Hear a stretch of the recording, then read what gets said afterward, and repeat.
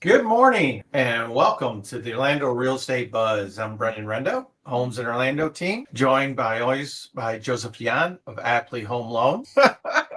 Yeah, kind of forcing that one this morning, aren't you, Joe? It's been a day. It's bright and early, but it's been a day already. Oh man, I was laughing because I'm like, Joe, you're starting to sound like the older you get. Yeah. I love people sometimes. People Sometimes, don't love yeah, me me too. sometimes. Me too. Oh, it's so the joy of our work is just tremendous, Hmm. But interesting today because a lot of our information has been delayed due to a government shutdown. Yeah. So our usual numbers that we might go over aren't there, which is kind of good. So we're gonna take a look at some different things. Number one is gold and what's going on with gold prices these days. So we're gonna look at that. Then we're gonna look at one of the probably the biggest boy in our market as far as real estate, which is Zillow. And boy, they've got some lawsuits ahead of them coming up. Then we got another one with builders. This is kind of interesting because I really want to read the thing and see what's going on with this one. But overall, the rest of the market seems kind of quiet. Bonds are sitting kind of close. All that kind of stuff. Hmm. So everybody, let's get into it and welcome to the Orlando Real Estate Buzz.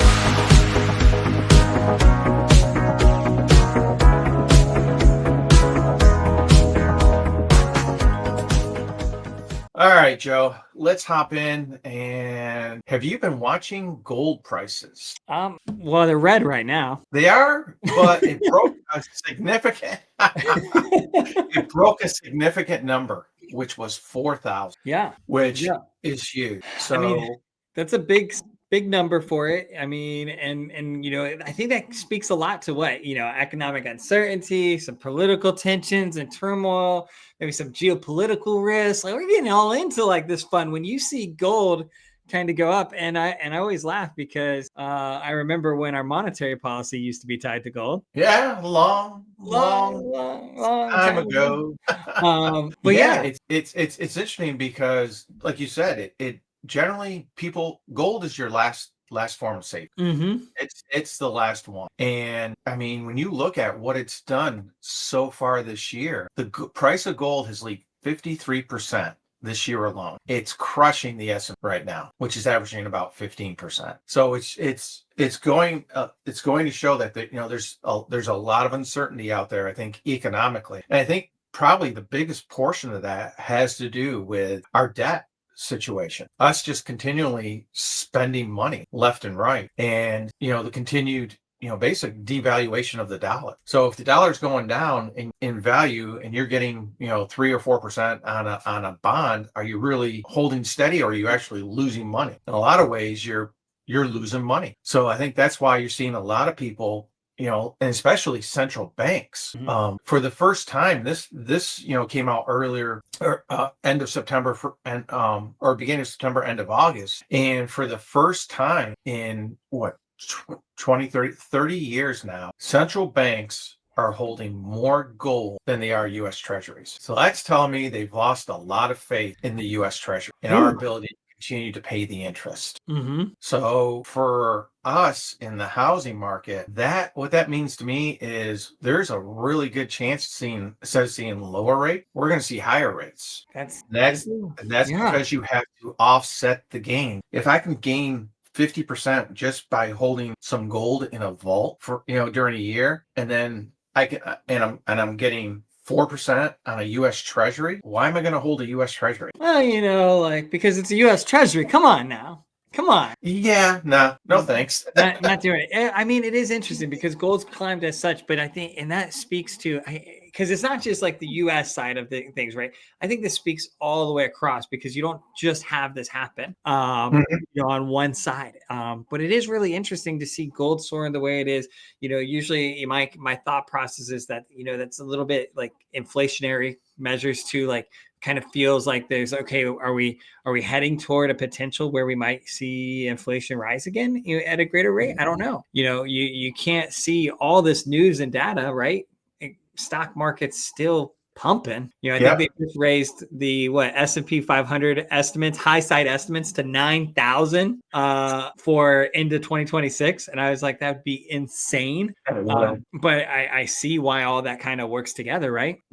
Yeah, and I think that's a good portion of it too. Is a lot of people are seeing this AI situation, and it feels a lot like some bubbles of the past. Specifically, the bubbles from '98. With the internet bubble, it's like, how long can you continually push this? It was interesting because I was listening to a podcast yesterday, and Elon Musk said he's going to buy $20 billion worth of NVIDIA chips, right? Well, who's financing the NVIDIA chips? NVIDIA. Yeah. So it kind of gets into, and when you look at the numbers, it kind of gets into this like circular motion. It's like, yeah, I can keep producing chips as long as I finance my own chip. Yeah. So it's just one of those interesting things like, that kind of looks a little circular, And I think a lot of people, there's been a lot of the top tech guys even coming out and saying, hey, we're kind of in an AI bubble right now. And the feeling is, could it burst? Is it likely to burst? I think a lot of them are getting a little nervous that we're going to be in a situation that we've seen before with these types of bubbles. Yeah. So are we going to have, is the AI going to be similar to the .com? I don't know. Like, are we going to see that devastation? It is interesting because you do look at the multiples, the valuations, and everything that you're seeing here. And you go, man, like these valuations for these stock prices are ridiculous. Aren't they? And it's great if you're in it. Like my portfolio's liking it right now. But if I don't get out while they're up at highs, like, you could see it all evaporate overnight. Literally. You have to be smart with it. And I think that's the key here is, like you said, like we see a lot of what's going on.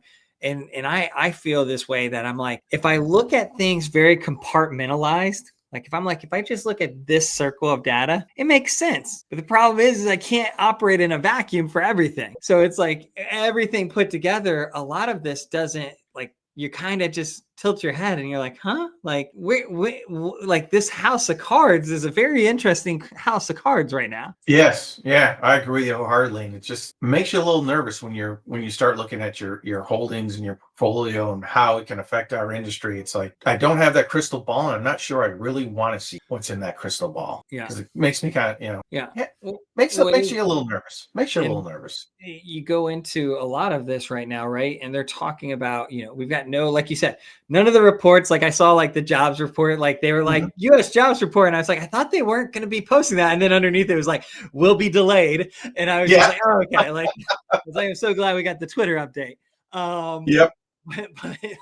But you see these things and it's like, okay, well, we got October 29th, I believe it is the next Fed meeting. And you're going to be utilizing old data. Cause at this rate, I don't think we're going to, like, I think the government's still going to be shut down. Like, by the end of October, based off of what we're seeing. And we're not going to get new data. So then it's like, well, where are they? They're saying some of these inflationary numbers, they expect them to kind of settle a little bit. And they're kind of like, and jobs slowing down. So we might see, and I think the New York Fed chair, Fed member, why am I blanking on his name? But he said today that he thinks that based off of what they're seeing, we may see multiple, or they're considering multiple additional rate cuts this year. There's only two more meetings. Yeah, there's only two more. Yeah, so I see kind of the groundwork being laid down that we might see, but I don't know if you'll see the rates follow that trend. Yeah. Well, that's one reason why I think we're also seeing gold spike up, because we're looking at an easier monetary policy, which means we're going to start flooding the market again with dollars. And what happens when you flood the market with dollars? You do get that inflationary response. And I think that's what's got some people nervous is like, I think gold would settle out maybe if they held. And it's interesting because I'm wondering if, because they quote have the data, and if if we go to the 20th or 25th and there's no new data out there, will they hold simply because they quote don't have the data? That could be an issue. to look at. So a lot of things working around in that market. And then this one, I thought, man, we need to kind of cover this today because there's a lot of stuff going on in the whole hierarchy of the real estate industry. And one of the biggest ones, which is, of course, everyone knows Zillow. You know, they've come to be the biggest portal in the United States. But I don't know if a lot of people actually realize that the information that Zillow gets is all from us as realtors. It's all fed through our MLS system to Zillow. Like I have my own webpage and all my information is the same thing. It's fed, it's called an IDX feed, so that when we put in a new listing, that information disseminates. Actually, I believe it's close to 100 or 120 different feeds it can go to, something like that. So it's out there, it's all over the place. So Zillow's made some moves and they've got some major lawsuits coming up that are just, it could actually either break them up or change the way they operate in a lot of different ways. I mean, when you start looking at these lawsuits, you got the FTC antitrust lawsuit. This is where, earlier this year, Zillow did an agreement with Redfin, which is another large portal, and basically said they paid Redfin $100 million to not compete against them in the online apartment rental listing. So all these rental listings that I work with some corporate companies and do rental listings. So when I do it, I have to go into Zillow and actually put it in separately into Zillow. Then Realtor.com has their own, but it's supposed to automatically feed into Redfin. And I checked and I didn't see them. So I actually had to go back into Redfin and actually put it in myself. So I can kind of understand. It's like, okay, I see what you mean. Is if they're supposed to be sharing the data, why is when I put it into Zillow, is it not feeding to Redfin? Yeah. Which my understanding is that that's what it's supposed to do. So you've got an antitrust situation there. Then you got CoStar, which is the owner, or I believe affiliated with Compass, which is trying to be one of Zillow's biggest competitors, doing over copyright infringements for their photography. And I kind of understand this one too, because this is interesting. If you look at the picture on an MLS and then you look at a picture on Zillow, they resize it. And by that resizing, if you have like any kind of like trademark, watermark at the bottom of the picture or any caption, it gets cut out automatically. So by resizing, they're actually not presenting the full picture that's from the MLS, from the feeds, and Zillow's just saying, oh, it's for speed, it's for making things more compressed, making the site run faster. It's like, no, you know exactly what you're doing on that one. Then you got, this is going to be an interesting one, because the whole big lawsuit with real estate agents was that we weren't being transparent in the disclosure of how fees were paid. Well, the way Zillow makes their money, and I'm surprised people don't realize this, but apparently a lot of people don't realize this, is that there's a lot of realtors who pay Zillow several $1,000s a month for leads that come to their site. And part of that program is they have to pay a 40% referral to Zillow if they close that. Yeah, I think, and my understanding on that program is it's like you either pay for the leads, but if you're on their flex, it's just the referral fee program. But I believe so. I haven't. I mean, 40% referral fee, like that's massive. And I'm curious, like you mentioned the lawsuit on commissions and this, like are consumers aware of that referral fee? And then how does that impact what these buyer agency agreements and so forth are? Exactly. And that's what they're claiming, is that by having that 40% referral fee, that it doesn't allow them to negotiate with their buyer. Their buyer agent can't negotiate in good faith because they know they have to pay this 40% referral fee. So because they have to pay this 40% referral fee, where there's been times where I've gone in and I've got one currently it's going to be really tight. And I realized, what? And I sat down with the buyers, like, look, if I have to help you and provide a 0.5% discount, okay, on my commission, I'll do that to make sure you get the house. I don't have a problem with that whatsoever. Well, if I've got to pay a 40% referral and I'm looking at my overall and I'm like, ooh, if I cut it a 0.5% and I have to pay this 40%, I'm going to lose this much. I'm not going to be willing to give up. What they're saying is that agent's now not willing to give up and actually work in the best interest of their client, which is not a bad argument. I mean, that's not a bad argument. But Zillow, again, this is one that you look at, and Zillow's not the only one who does it. Realtor.com has a similar program, and there's several other lead providers who have similar programs. Most of them are nowhere close to what Zillow is charging, that 40%. Yeah. But, you know, there's some of them are 30, some of them are 25, some of them are 20%. So, you know, if Zillow loses, all these companies are going to have to change the way they do their format. Yeah, that's very, very interesting. And the referral structure has been a huge part of real estate forever. So that, I mean, this is one, like, this is potentially one that it could have as big of a domino effect as the buyer agency agreement. Yeah, like, because it will massively change business. If I get a referral from someone from out of state for someone who's moving here, I will offer a 25% referral to that agent for the referral. So will I now have to disclose that I'm paying a referral fee to their referring agent? And are they more like, which, you know, that's an interesting one, because it does give some dynamics of what's the good faith, what's not. Does it give you know, and I think there's a lot of, and here we are, it's like, I think there's a lot of people that you pay that referral fee and you look at it and go, okay, I'm paying this referral fee, but I'm still acting in good faith, right? Like, you're not utilizing that referral fee as a basis of, well, now I need to do X, Y, and Z because I have to pay this, right? But I think there's just enough bad apples that the argument can be made that they're not going to act in good faith for the consumer, and that's why this is an issue. Which I completely understand. And then I think they're going to have another lawsuit on their hand, because there's announced this week that Zillow is the sole source for ChatGPT. Well, how can they be the sole source if they don't own the data? Interesting. Because the MLS agreements, the IDX agreements, I'm pretty positive state that you cannot resell the data. It can be used for your purposes, you know, on your portals. Okay. But you are not allowed to resell that data. Well, if they've got an agreement with ChatGPT to provide that data, aren't they reselling the data? I guess the argument could be made that they're giving the data, right? And it's an ancillary. I don't know.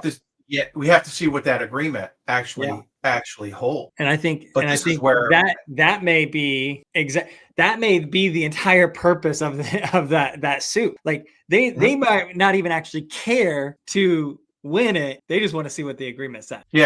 So, and here's where, as a real estate agent, I'm so sick and tired of NAR and the local MLS. They're useless. I mean, we got a beautiful brand new building, you know, down in Winter Park, which I could care less about, you know, but there's no one out negotiating. We own the data. Why are we not negotiating with ChatGPT, Perplexity, and all these others to be paid for our fee? And we own it. We should be being paid for our fee, and it should reduce the cost of our membership.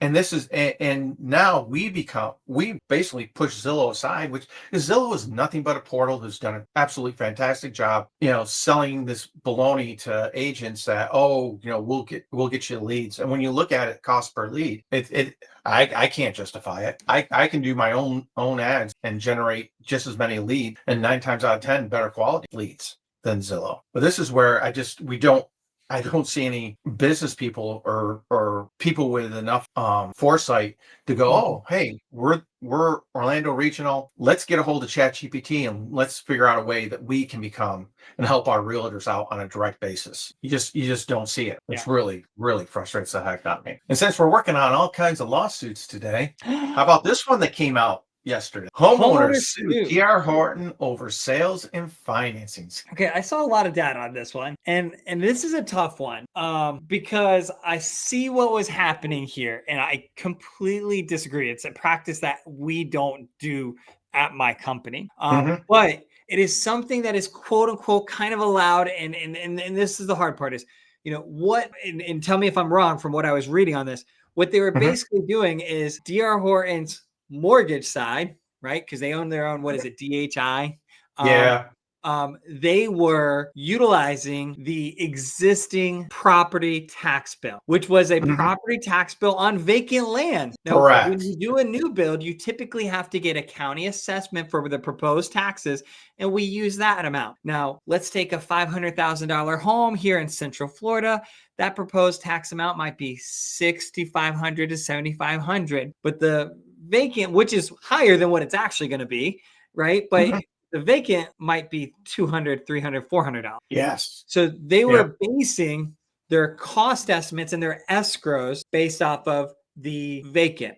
Now, Mhm. where I think they'll probably win, like, and I'm going to be very transparent, I think that DR Horton DHI will probably win, is because on one side, the win part of the argument is Mhm. when you do that, you have to have what's called a payment shock letter. So basically, it's a disclosure in the file that says, hey, you understand that we're escrowing based off of what's existing, not what's Mhm. proposed, because you chose to take the lesser because you don't want to pay higher taxes right now or escrows right now, not knowing what the actual tax bill is going to be. Now, the client still has to qualify on that higher estimate. So Mhm. on that side of it, they're okay. Where I think they're in trouble is they were utilizing for advertising that lower number. Oh, I gotcha. I gotcha. Yeah, that. Like they cover their bases on one side, but I think they're going to get in Yep. trouble for deceptive practices on the other side. On the other side. Yeah, that I can see that. I can see that.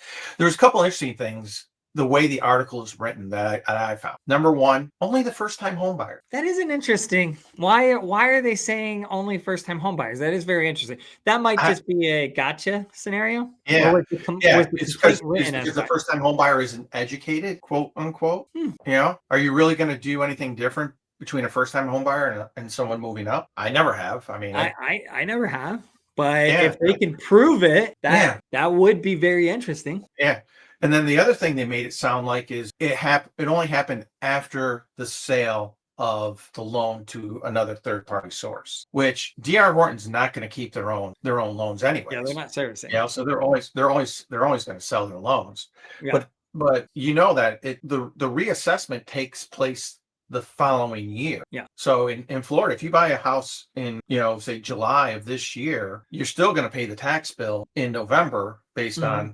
on the old tax rate. Yep. The new tax bill comes in the following year. That's when they do the reassessment of the value Mhm. of the house.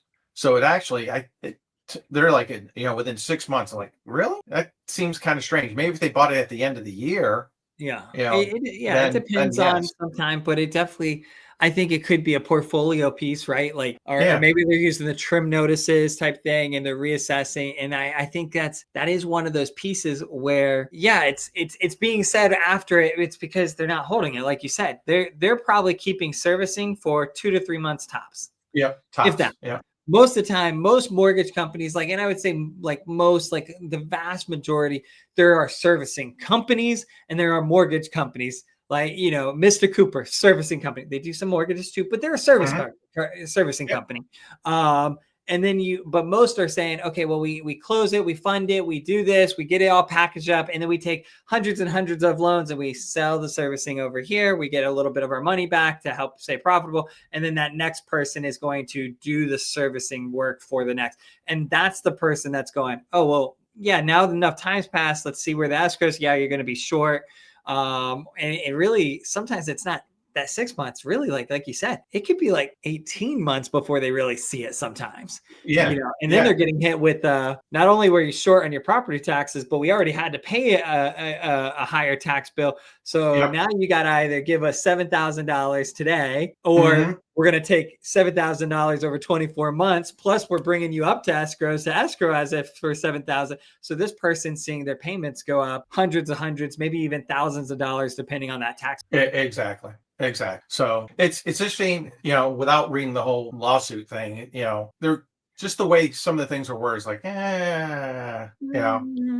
I kind of get, I understand, what they're trying to portray, but I'm not so positive. Yeah. It's, it, It's so funny because I look and I think about the advertising. And it's like, man, like they could have just advertised as the P&I payment and Mhm. it probably achieved the same thing that they were going to. Yes. Not saying that's right because that's not the full payment, but at least then it's like you're at least being factual and you're not being deceptive. And I think that's Yeah. where they're going to get in trouble is, Yeah. Well, you the know, thing that hit my head first and foremost is like, are you going to sue them for the 3-2-1s or the 2-1 buy downs that they do too, where your payment goes up yeah. and you forgot? How many I mean, people got hit with the escrow plus the buy down? Plus, like, yeah, yeah. It's like, are you now going to say that was deceptive? that's You know, interesting. That is it's, very it's like, interesting. you start running these scenarios through your head, and you're like, So always fun. Well, let's get into our numbers for them. So Anything good? actually, good end of the month. Okay. Good end of the month we actually jumped to nearly 500 sales. Interesting enough, the median price actually did decrease a little bit to 429, so down about 1.5% in that ballpark. Mm-hmm. Inventory's holding steady. Even condos went up a little bit. We actually hit about 143. So maybe that little bit of drop in the interest rates, people maybe were able to take advantage of it and felt a little more comfortable, going ahead and buying and finishing up closing. Interesting enough, what it did with the numbers is it actually dropped our months of inventory down to 4 from 5 because of the additional sales. So that's kind of interesting. But our original list, the sales price, we're still holding it right in that 92% range. And I know I put one under contract this week that originally it was $339,000 and it dropped to 305, and we were able to get it for 302. So when you're looking at that, there's your 10% right there. Plus we were able to negotiate 2.5% towards their closing costs. Yep. So it's out there. Then you just kind of see graphically, things taking a little bit of jump. I mean, this is really the first time we've seen anything break above that 400 mark, in a long time. I mean, this is the end of July. So a lot of happy people out there. Average days on market, we're actually jumping back up above 70 days on market. And you can see our inventory. I mean, you want to talk about steady. We're within 3 units for the past 3 weeks. Wow. That's pretty steady. That's steady. Yeah. Then condos, holding at 7 months worth of inventory, again, sitting around that 92%, 91.5% original list to sales price. So again, a lot of room. Days on market is almost hitting 9. So that's jumped up a little bit further than it has been. So, nice little rebound. Nice to see. It'll be interesting to see the numbers for October, since we really hit that drop in rates mid-September. I think would love to see us jump to an average of about 450 a week, and that extra 50, 60 houses over what we've been seeing would be really, really nice to see. And then for anyone who's nurses, police officers, firefighters, the Heroes program still has $30 million in it. It's only dropping like 2 to 3 million a week, excuse me. Yeah.